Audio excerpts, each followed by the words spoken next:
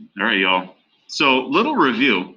This chapter, guys, chapter 11 is all about quadratics. All right, you guys remember what quadratics are from Algebra 1? No? So, quadratic means it's squared, it's got a squared term. And when you graph these things, we're going to be talking about parabolas, the U shapes. Okay? So, again, when we're talking about quadratics, a quadratic is a parabola. It's going to look like this. All right, when we're all said and done. So a little review from chapter 6 stuff. It says warm up, factor each polynomial completely. Do you remember how to factor?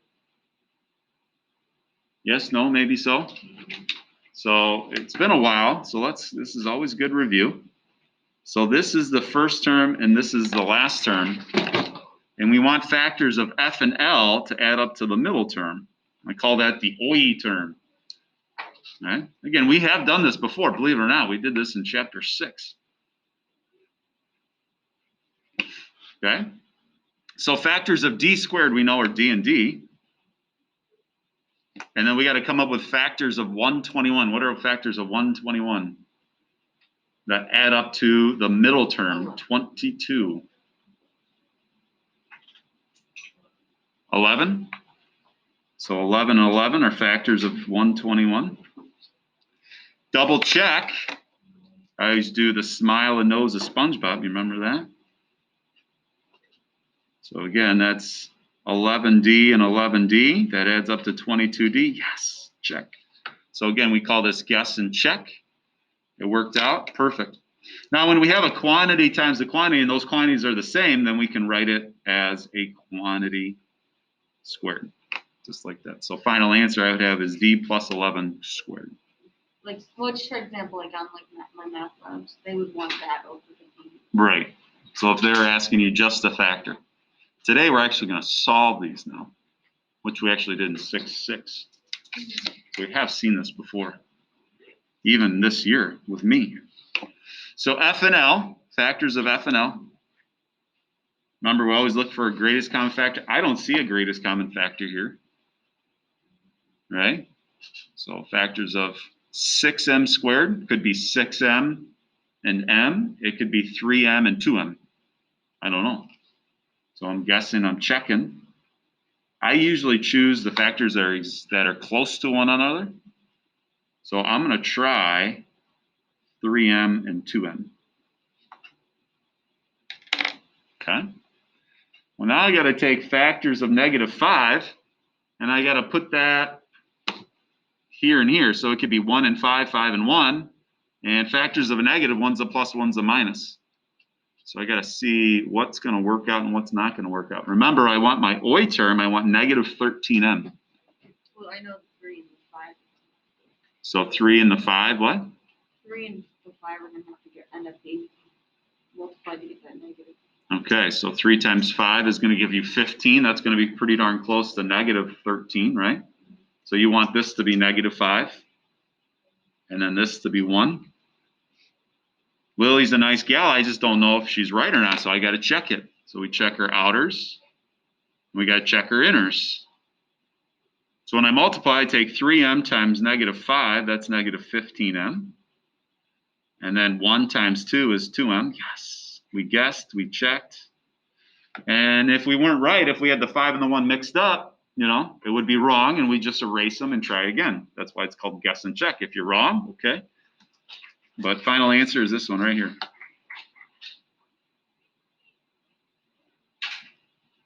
Because I knew that we needed to get that -5, and you can't do -5 plus 1, because that gives you -6. So you wanted to get the 1 and then -5, 1 and then taking away the 5. All right. Perfect. All right, you guys have any questions? So I take a look at the last one. I've got x squared minus 225. This time we have an F and L term, but we have what I call no OI term. Okay, there is no OI. There is no middle term. There's no x term. So what we got to do is break this thing down so that we are going to get a 0x. So factors of x squared are x and x. And then what are factors of 225? One's a positive, one's a negative. What are factors at 225? Take your calculators out, start taking 225, divide it by 5, divide it by 25 or 15. What is it? 25 and 9? 25 and negative 9? Is that what it is? Because you can also do 45 and 5.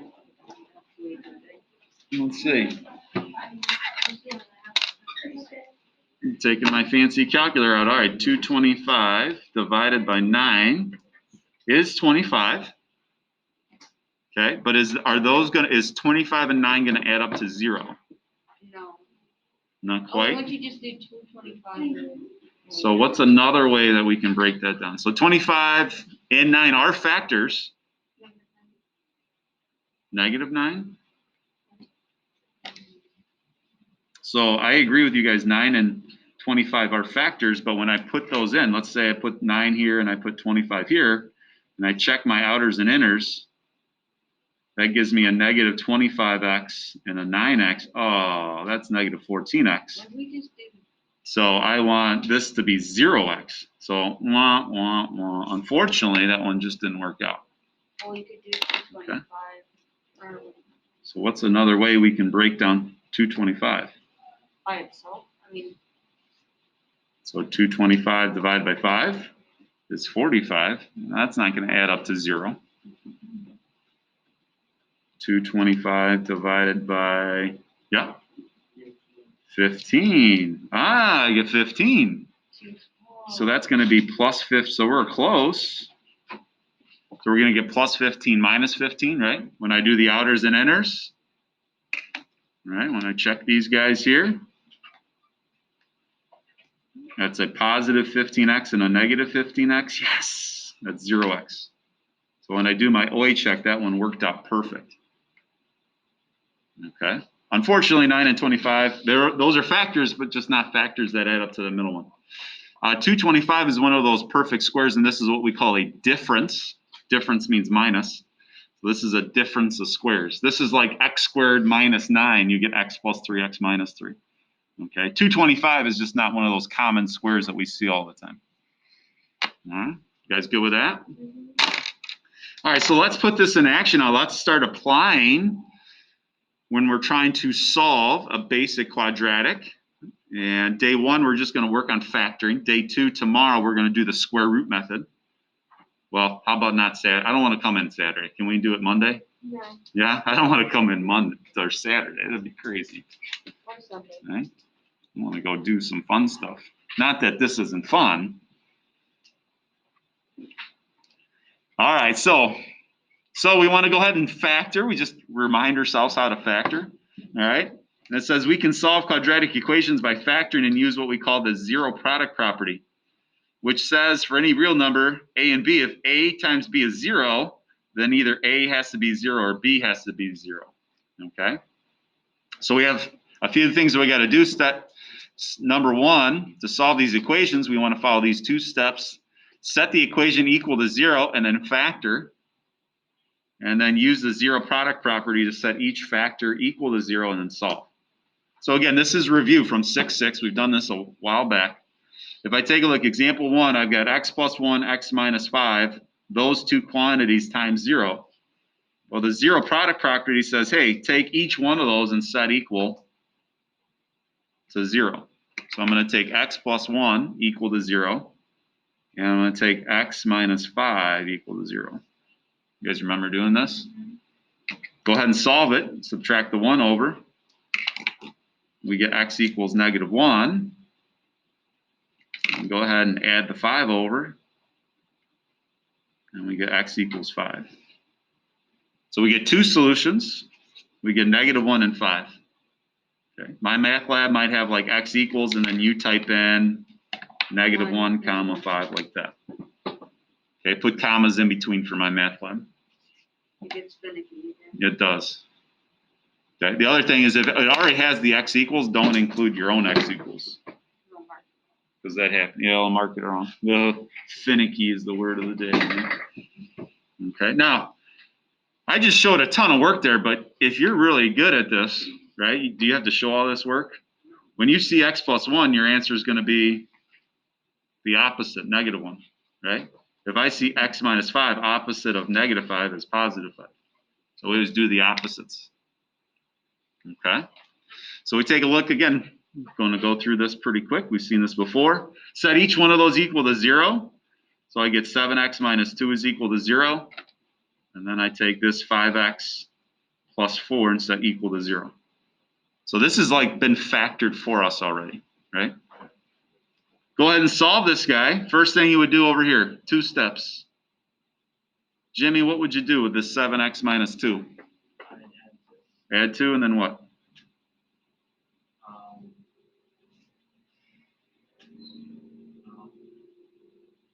How do I get this 7 over there? This is 7 times x. Divide it, yep. There you go. So we get 2 7s. Same idea on this one. Go ahead and subtract that 4 over. Then you get 5x equals -4. And then we're going to go ahead and divide that 5 over. And we get x equals -4/5. And those are my 2 answers. So I get x equals 2 7ths and -4/5. Again, some of you guys are really good. You could probably just do that right in your head. Okay, opposite of that is 2. And then that's my divisor. That's what I'm dividing by. So +2 over 7. This would be -4 over 5. Sound is starting. I know, it's getting louder. All right, all right. Do we have any questions? All right, let's get moving on other ones then. So now we got to do a little bit of work here on example 6 and 7. All right, so when I take a look at number 6, I've got x squared minus 5x minus 14 equals 0. I already have this set equal to 0. Now I'm ready to factor. So we factor this thing just like we learned or reviewed up in examples 1, 2, and 3. So we take a look. We know factors of x squared are x and x. And now we got to come up with factors of -14 that add up to -5.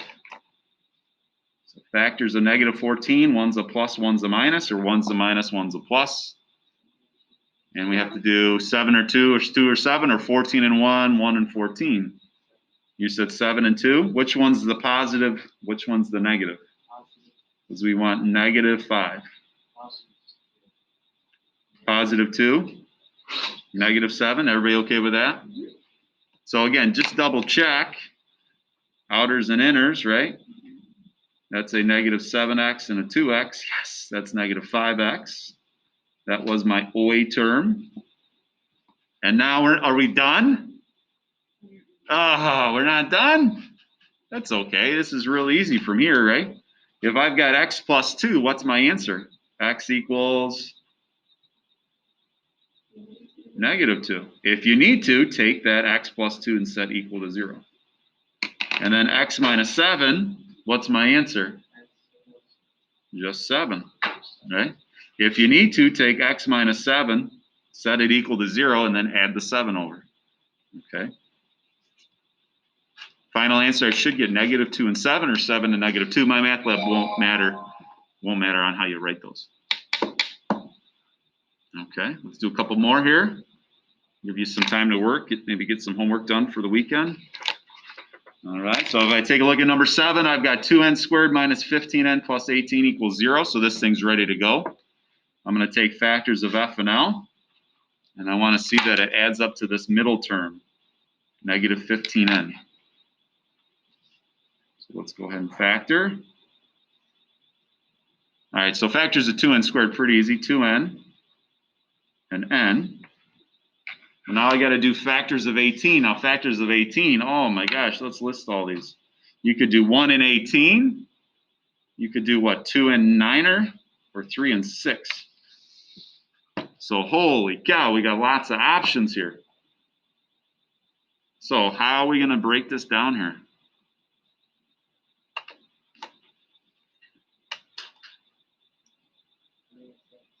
Three and 6, and we're trying to get -15.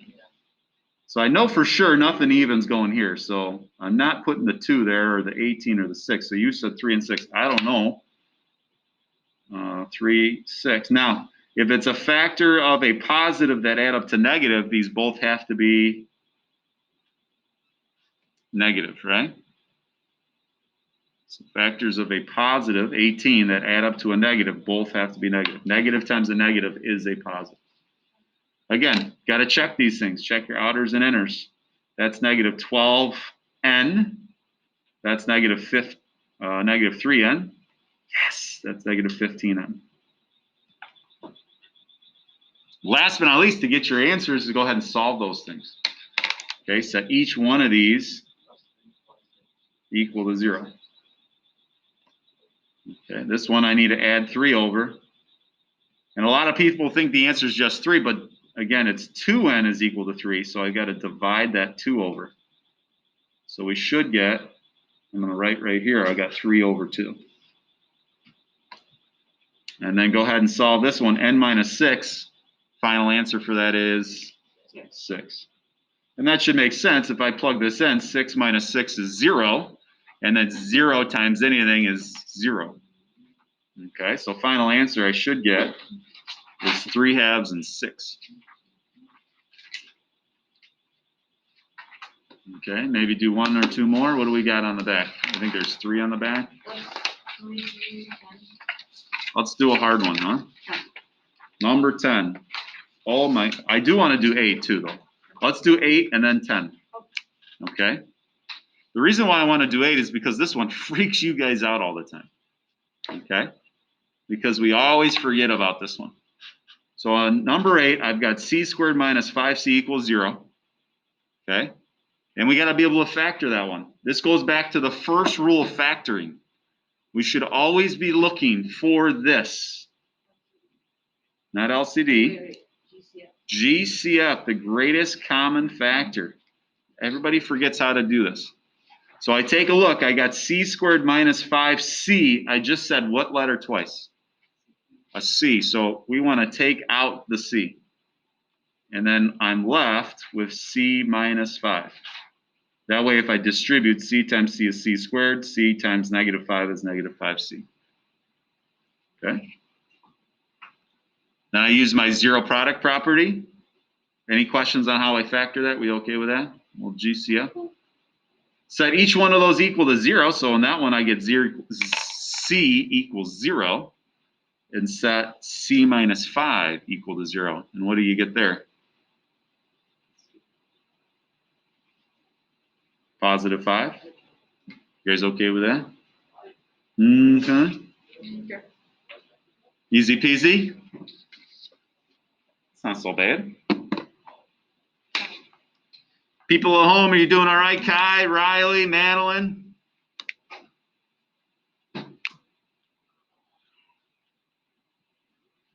Jose?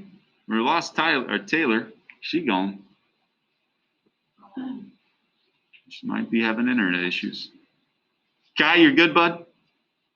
I don't see anybody else. Jose, Madeline, Riley, you guys are all good? All right, here we go. Last but not least, I got number 10.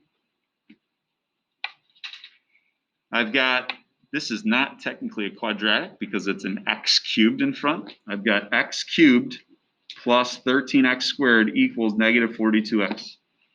If you started factoring right away, we forgot the number one step. The first step we should be doing, is get your stuff equal to 0. Always want 0 before you start. So this guy over here needs to be moved over. So I'm going to go ahead and add this 42x over to both sides.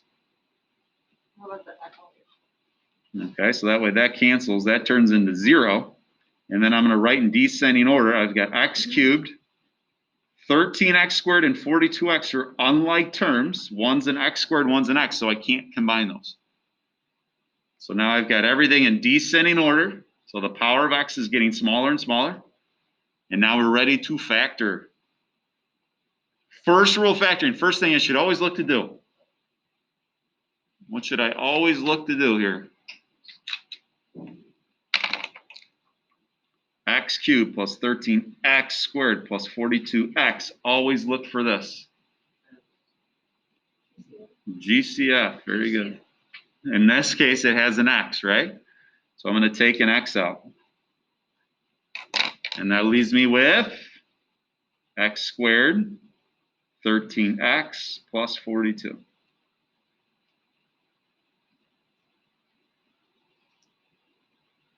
So far, so good.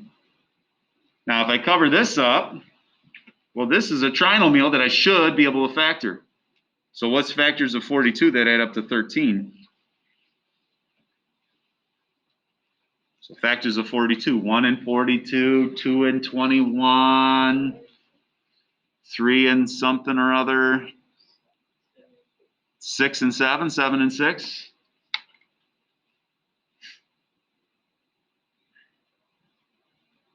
Factors of a positive that add up positive, both are pluses. When I multiply together, that's 6x and 7x, that's 13x, perfect. And now this case, because it has what we call degree 3, as a power of 3 is the largest exponent, I'm going to get 3 solutions. Set each one of these equal to 0. So we get x equals 0, we get x plus 7 equals 0, we get x plus 6 equal to 0. Final answer, I get 3 answers, 0, and what else? -7 and -6. Everybody okay with that? So again, if you have what I call degree 3, a power of 3 is your largest exponent, then there's a good chance you're going to have 3 answers. Okay. All right, ladies and gentlemen, do you have any questions with that? That's really good review from chapter 6 and 6.6. All right, ladies